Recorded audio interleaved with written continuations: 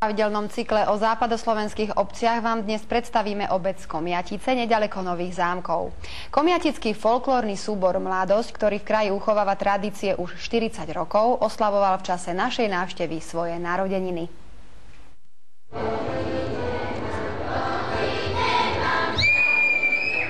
Súbor Mladosť odchoval nespočetne veľa muzikantov a spevákov. Takmer všetci, ktorí v Komjaticiach žijú, doň chodili. Riaditeľa základnej školy nevynímajúc. Začínal som, keď som mal 9 rokov a myslím, že v tej dobe skutočne veľa tých rovesníkov vlastne vstúpilo do folklórneho súboru. Dnes sme mali možnosť vidieť, že nám chýbajú chlapci. Vtedy taký problém nebol. Tancovala som teda za mladých čias v železničiarskom súbore v Bratislave, aj Nových Zámkoch, a táto veľká láska mi aj zostala, tak som sa rozhodla, že v mojej rodnej obci Komjatice založím detský súbor.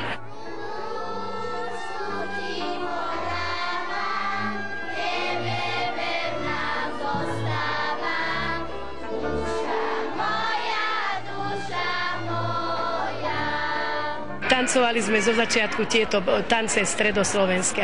Rozbehli sme sa po našej dedine, chodili sme za staršími pamätníkmi a podarilo sa nám vtedy zozbierať 30 riekaniek.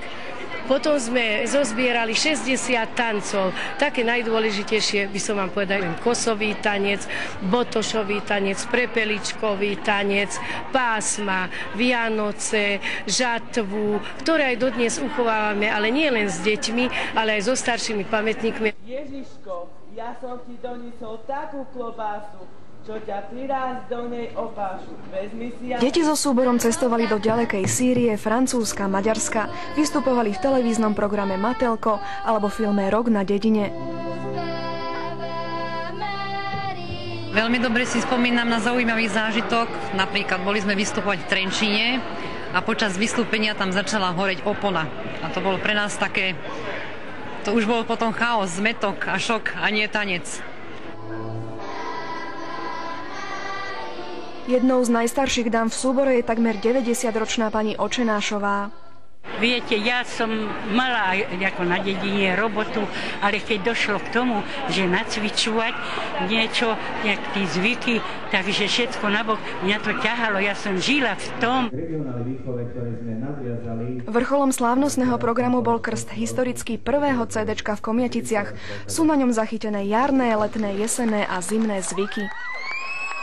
Napríklad jar, to bolo Prada Post, tedy verejné zábavy nebývali, ale bývali títo héličky a to sa u nás v Komjaticách na 2 miestach, na jednom konci dediny aj na druhom, bolo také miesta vyvýšené, tam sa schádzali títo naši mladí, dievčence a za nimi chlapci a tam sa spievali tieto héličky.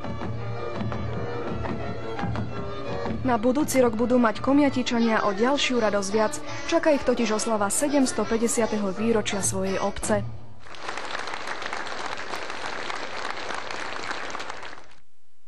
Takže ako sme vedeli, samé radostné udalosti v Komjaticiach, no ale Komjatice, obec Komjatice má aj svoju internetovú stránku www.komjatice.sk.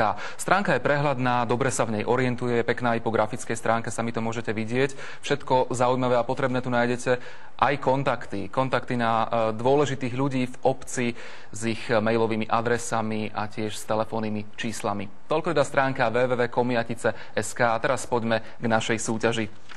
Dnes nás zaujíma, v ktorej obci sa nachádza tento kaštieľ.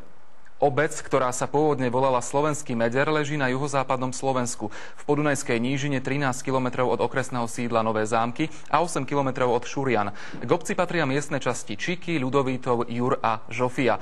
Kaštieľ na obrázku bol vybudovaný v 40. rokoch 18. storočia v barokovom slohu grófom Alexandrom Karolím. Ak viete teda názov obce, tak mailujte alebo telefonujte, čo môžete od nás dostať. Pekné